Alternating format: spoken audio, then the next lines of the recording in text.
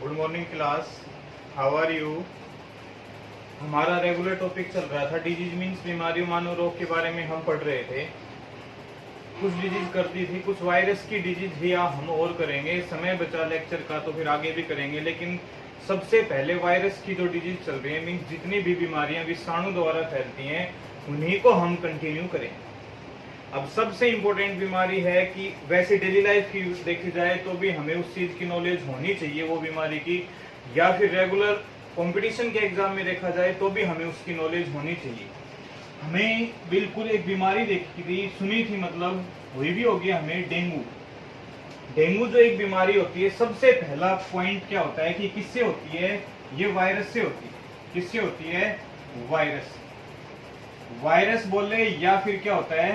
विषाणु। विषाणु से होने वाली बीमारी। डेंगू किससे होती है? वायरस से होती है, विषाणु से होती है। मीन्स क्या होता है? देखो सिंपल सी बात, पहला पॉइंट तो हमें क्लियर कर लिया। अब इसकी थोड़ी सी डिटेल में जाएंगे हम कि डेंगू जो बीमारी होती है वो किसके काटने से होती है। तो किसके काटने से होती है? एक मच्छर के काटने से होती है। किसके काटने से होती है? मच्छर। और मच्छर का नाम क्या होता है? मादा एडिस। मादा एडिस मच्छर के काटने से होती है। तो एक क्वेश्चन हमारा ये भी क्लियर होता है। सबसे पहला पॉइंट तो क्या हो गया कि डेंगू किससे होती है? वायरस से, विषाणु से। विषाणु का नाम विषाणु किसके द्वारा, ये बीमारी किसके कारण होती है? मच्छर के काटने से। और मच्छर कौन सा होता है? मादा एडिस। नेक्स्ट पॉइंट देखे कि वायरस और इस विषाणु का नाम क्या होता है? तो कौन सा होता है ये? अरबो वायरस। कौन सा वायरस होता है? अरबो वायरस या फिर अरबो विषाणु होता है। ये विषाणु कैसे फैलता है? ये विषाणु डायरेक्ट किस में जाता है? रक्त में जाता है। किस में जाता है? रक्त में। कैसे जाता है? फिर से बता रहा हूँ, कंपटीशन के रूप में भी बहुत इंपॉर्टेंट बीमारी है, वैसे डेली लाइफ में भी हमें बहुत ही इंपॉर्टेंट है समझना भी चीज के बारे में कि डेंगू किससे होती है? वायरस से, विषाणु से। किस विषाणु का नाम क्या होता है? अरबो वायरस, अरबो विषाणु होता है। किसमें होता है? डायरेक्ट ब्लड में जाता है, रक्त में जाता है। किससे होती है? एक मच्छर के काटने से होती है। मच्छर कौन सा होता है? मादा एडिस मच्छर के काटने से होता है। नेक्स्ट क्वेश्चन आता है कि ये किस चीज को प्रभावित करता है? किसको प्रभावित करता है? ये जो हमारी प्लेटलेट्स होती है, कौन सी होती हैं? प्लेटलेट्स होती हैं, या फिर क्या होती हैं? हमें इन्हीं को हम क्या बोलते हैं?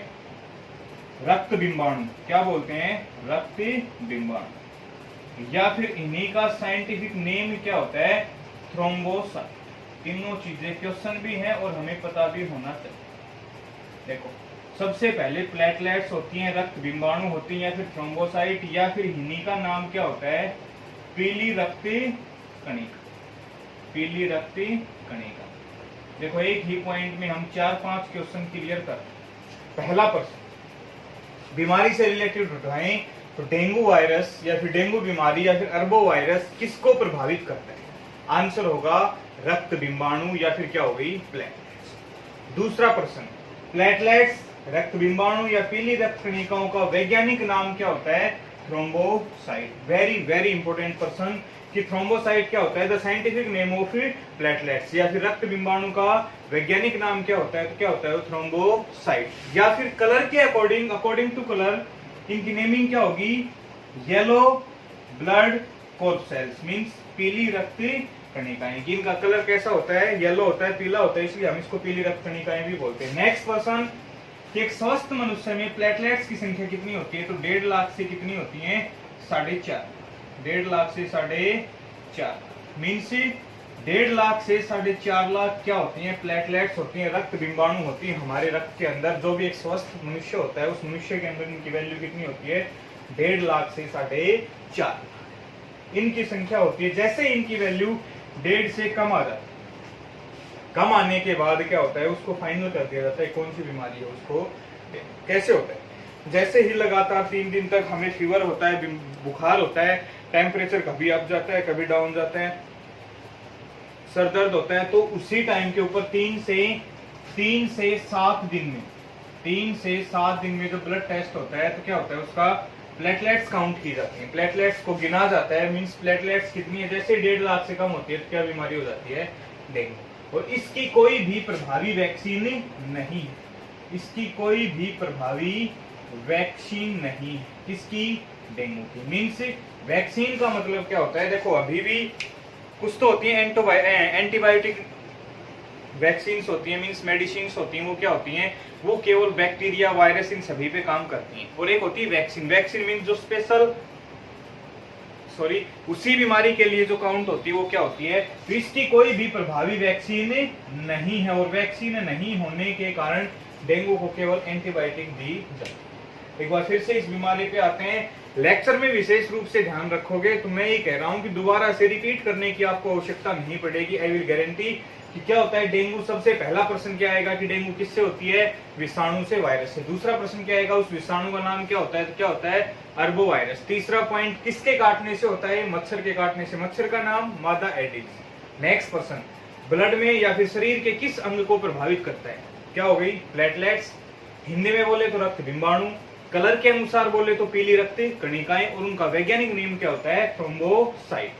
नेक्स्ट पॉइंट, एक स्वस्थ मनुष्य के शरीर में थ्रोम्बोसाइट्स की वैल्यू, प्लेटलेट्स की संख्या कितनी होती है, 1.5 लाख से 4.5 लाख। जैसे ही 3 से 7 दिन के अंदर यदि लगातार उनको डेंगू के लक्षण होते हैं, लगातार बुखार होता रहता है, तो 3 से 7 दिन के अंदर इनकी 1.5 लाख से क्या आती है वैल्यू, कम हो जाती है, जिसको उसको फाइनल क्या कर दिया जाता है, इसको कौन सी बीमारी है, डेंगू। नेक्स्ट क्वेश्चन, इसकी कोई भी प्रभावी वैक्सीन नहीं।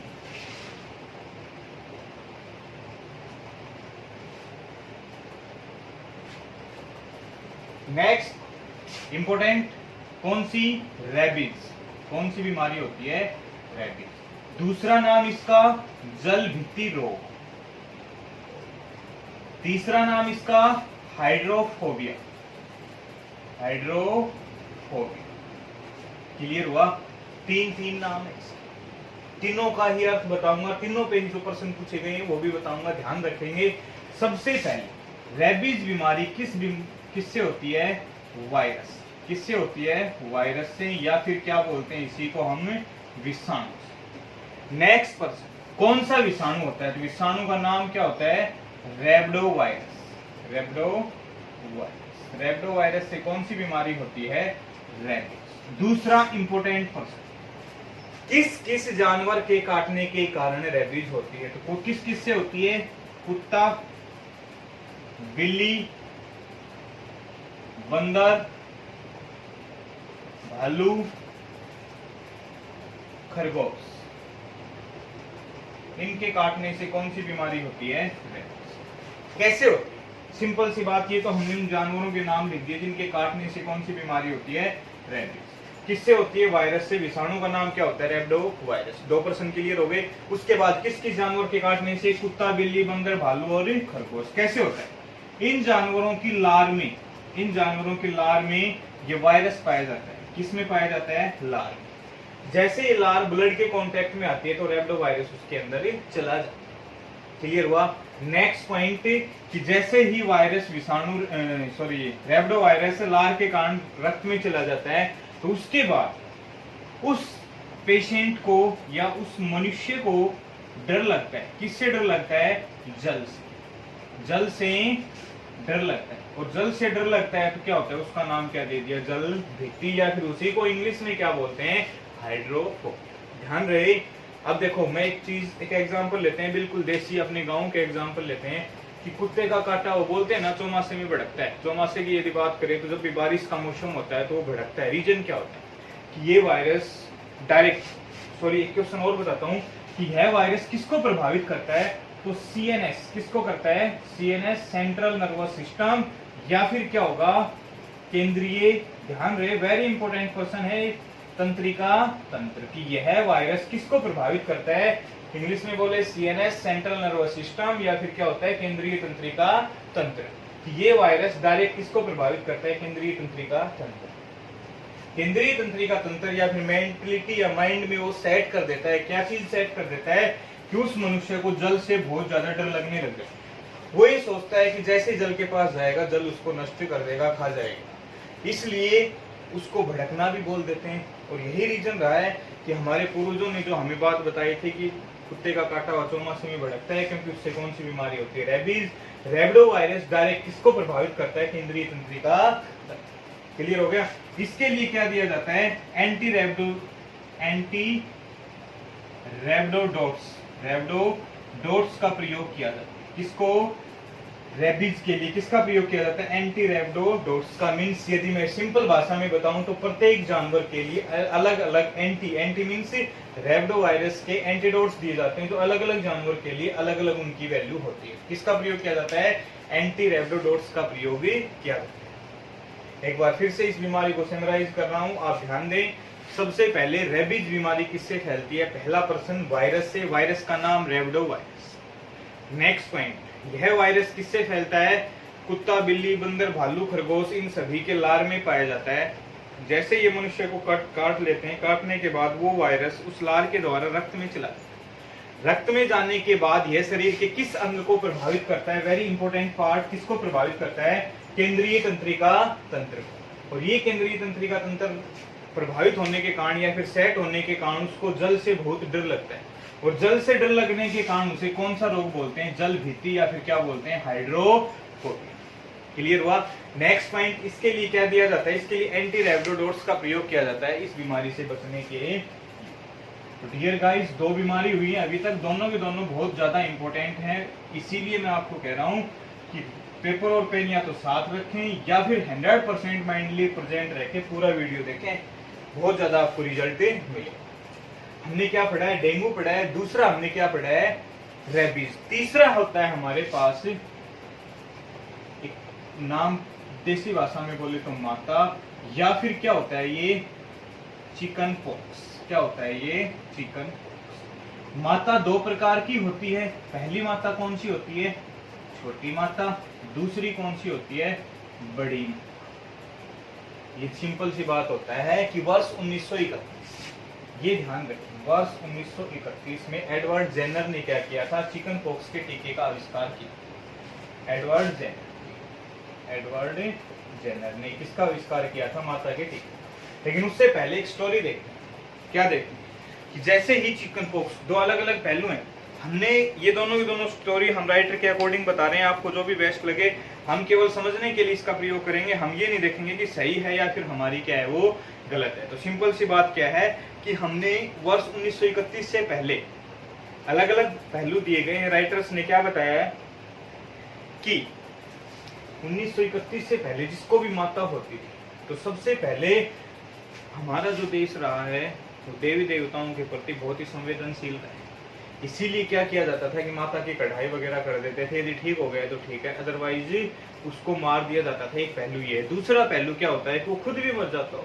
साइंटिफिक रीजन उठाएं तो क्या हो गया कि ये एक वायरस होता है। ये चिकन पॉक्स या फिर माता, दोनों की दोनों किससे फैलती हैं? एक वायरस से फैलती है, जिसको हम क्या बोलते हैं? विषाणु या फिर वायरस। इसका नाम क्या होता है? वेरिसोला। क्या होता है? वेरिसोला जोस्टर नामक एक विषाणु होता है। मींस वेरिसोला की बात करें तो छोटी माता, और वेरिसोला जोस्टर दोनों को मिला दे तो क्या होता है? बड़ी माता। दोनों में डिफरेंस हमें भी, आपको भी पता है। हम एक बार केवल आपको बताएंगे कि क्या होता है। एक माता ऐसी होती है जिसमें पूरी बॉडी के ऊपर निशान हो जाते हैं, और एक माता ऐसी होती है जिसमें छोटे छोटे पिंपल्स हो जाते हैं, जो ऊपर से क्या होते हैं? येलो कलर के होते हैं। क्या हो गया? वेरिसोला जो होता है वो किसके लिए होता है? छोटी माता के लिए। और वेरिसोला जो जोस्टर होता है वो किसके लिए होता है? बड़ी माता के लिए। तो वेरिसोला और वेरिसोला जोस्टर मींस क्या हो गया? छोटी माता में केवल और केवल क्या रहेंगे? निशान रहेंगे। बड़ी माता में क्या रहेंगे? निशान प्लस उसके पिंपल्स हो जाएंगे। पिंपल्स ऊपर से क्या रहेंगी? ये। अब हमारे पास आता है कि ये विषाणु किसके द्वारा फैलता है? ये विषाणु सबसे ज्यादा किसके द्वारा फैलता है? वायु के द्वारा। और वायु के द्वारा फैलता है, इसीलिए आपने लोकेलिटी में भी सुना होगा, ग्रामीण लेवल में भी सुना होगा, जिसको माता होती है उसको हवा में नहीं निकलने दिया जाता, उसको बिल्कुल अंदर ही रखा जाता है, क्योंकि हवा द्वारा ये बहुत ज्यादा फैल जाता है। इसके लिए क्या हो गया? टीके की आविष्कार की थी। कब की थी? वर्ष 1931 में। किसने की थी? Edward Jenner. एक बार फिर से इसको समराइज करते हैं कि ये किससे फैलता है? वायरस से। वायरस का नाम क्या होता है? वेरिसोला और वेरिसोला जोस्टर। नेक्स्ट पॉइंट, यह वायरस किसके द्वारा फैलता है? हवा के द्वारा। नेक्स्ट पॉइंट, इसमें टीके की खोज कब हुई थी? वर्ष 1931 में। वर्ष 1931 में किसने किया था? Edward Jenner. क्लियर हुआ? तो अभी तक हमने कितनी बीमारियां पढ़ी हैं वायरस की? आज इस लेक्चर में हम 3 बीमारियां पढ़ी हैं। तीनों को ध्यान से पढ़ेंगे। हमें कोई विशेष इतनी ज्यादा जल्दी नहीं है, धीरे धीरे पढ़ेंगे और अच्छी तरह पढ़ेंगे। पहली हमने पढ़ी थी डेंगू की, दूसरी हमने पढ़ी थी रेबीज, और तीसरी हमने पढ़ी है चिकन पॉक्स। नेक्स्ट हमारी एक बीमारी रहेगी इबोला वायरस, जो कि इंडिया का नहीं है, विदेश से आया था। और उसके बाद हम मलेरिया और फिर बैक्टीरियाज की बीमारी में चले। Thank you.